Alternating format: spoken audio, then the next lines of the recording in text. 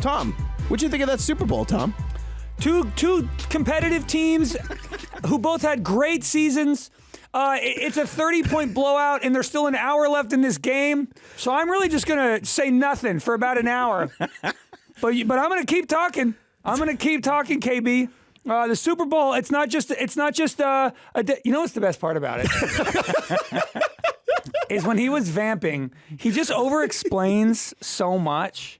And he did this one part where he was like, when you win a Super Bowl, it's not just about you, it's about your family and your friends. It's about your teammates from college, your teammates from high school, your teammates from middle school, elementary school. It's like, Tom. He's filibustering the rest of the game. He'd be like, Super Bowl's not just about the game. It's about what you do that day. You wake up, you brush your teeth, you get in the shower, you make breakfast. It could be eggs, it could be cereal, KB, and then you got to drive to the stadium. So it's not just about the football game. The best part was that when the game ended, they went to the Fox desk, and Gronk was like, "Yeah, you rush 4 and try to make Mahomes roll, and like don't let him throw downfield, get pressure."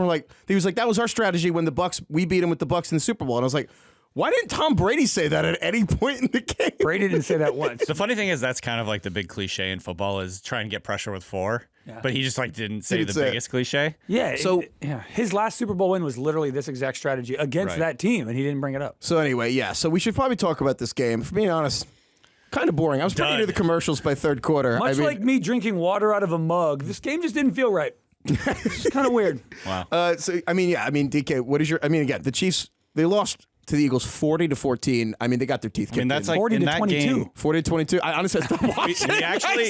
We actually did probably. I didn't watch. No, honestly, I wrote it down. That's why this game was even more awkward, because it was like, it was already awkward how big of a blowout it was. It's like, all right, this game is over at halftime. And then it was super over, and it was literally 40-6 at one point. And then they scored twice, and it now looks like 40-22.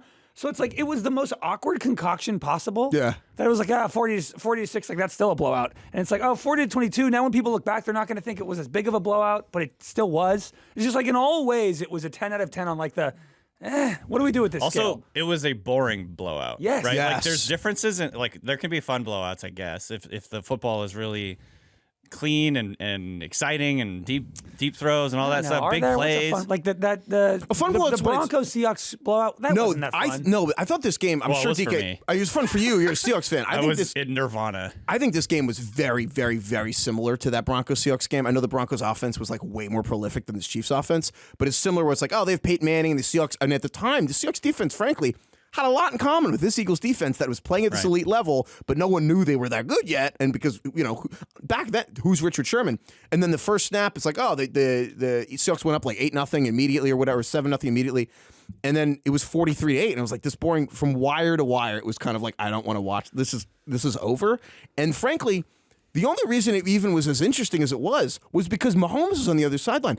Any other game, once you go over once it was 20-0 or 24-0, you're like, on any normal Sunday, you would turn the game off. Yeah, there was like a morbid curiosity to watching Mahomes and the Chiefs get the kicked. It was just, honestly, it was the Schadenfreude Super Bowl. Like it was I don't know if there's ever been, frankly, this is what the 28-3 game felt like before Brady came back. Before it actually, where everyone at halftime, we were celebrating. I'm not gonna lie, I wanted Tom Brady to lose that game. I remember in college, it was like two friend groups at parties. All Patriots fans watched it alone. Everyone wanted the Patriots to lose, went somewhere else.